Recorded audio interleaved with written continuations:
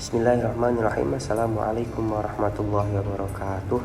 Perkenalkan, nama saya Muhammad Rifki Al-Farizi dengan NIM 126.102.202.194. Baik, di sini saya akan memberi penjelasan mengenai pasal 203 buku KHI untuk memenuhi tugas ujian akhir semester mata kuliah KHI dan KHES dengan dosen pengampu Ibu Husnul Mufidati, SSY MPD.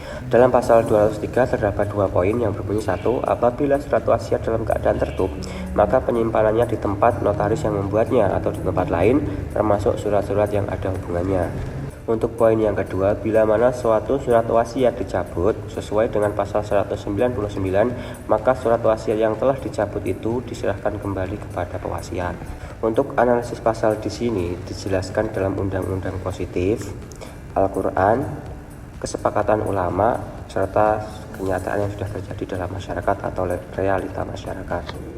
Dijelaskan dalam pasal 931 KUH Perdata bahwasanya surat wasiat hanya boleh dibuat dengan akta ortografis atau ditulis tangan sendiri, dengan akta umum atau dengan akta rahasia atau akta tertutup, dengan ketentuan. Untuk ketentuan yang pertama adalah wasiat ortografis dibuat dengan cara ditulis tangan dan ditandatangani oleh pewaris sendiri, kemudian dititipkan kepada notaris. Kemudian untuk ketentuan yang kedua, surat wasiat umum atau surat wasiat dengan akta umum harus dibuat di hadapan notaris dan dua orang saksi.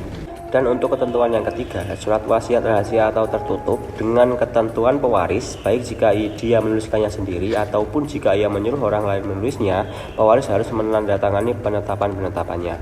Baik, mengenai analisis yang berkaitan dengan Al-Quran terdapat dalam surat Al-Baqarah ayat 282 yang mana dikiaskan dengan kewajiban menuliskan hutang piutang, sama juga dengan kewajiban menuliskan wasiat tersebut agar tidak ada sengketa di dalam.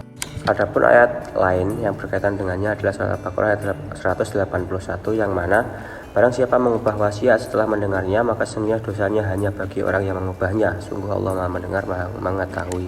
Dari kedua ayat di atas dapat diambil kesimpulan bahwa menuliskan wasiat itu sangatlah penting, karena ditakutkan apabila tidak dituliskan maka wasiat akan digunakan semena-mena oleh ahli warisnya dan tidak disampaikan kepada yang berhak mendapatkan wasiat. Jumhur ulama pun sepakat bahwasanya wasiat itu harus dituliskan, bahkan dengan menggunakan dua orang saksi. Tanpa adanya dua orang saksi, maka surat wasiat tersebut tidak dianggap sah.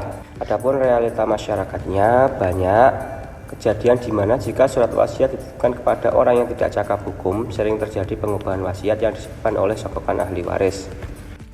Dari beberapa analisis tadi, di sini saya mengambil kesimpulan bahwa harus adanya perubahan diksi dalam pasal 203 ayat 1, yang mana apabila surat wasiat dalam keadaan tertutup, maka penyimpanannya di tempat notaris yang membuat, atau titik poinnya di sini, atau kepada orang yang cakap hukum, termasuk surat-surat yang ada di dalamnya. Karena apa?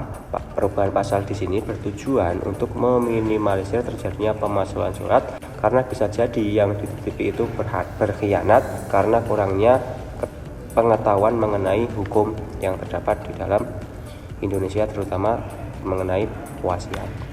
Saya mengambil kesimpulan seperti itu tadi dikarenakan sudah sesuai dengan analisis pada undang-undang positif, Al-Quran, ijma' para ulama, dan juga realita yang terjadi di masyarakat. Mungkin cukup sekian yang bisa saya jelaskan, dan mungkin juga banyak kekurangan yang terjadi ketika saya menyampaikan materi di sini. Saya memohon maaf yang sebesar-besarnya dan mengucapkan terima kasih atas perhatiannya. Mungkin cukup sekian yang bisa saya sampaikan. Wassalamualaikum warahmatullahi wabarakatuh.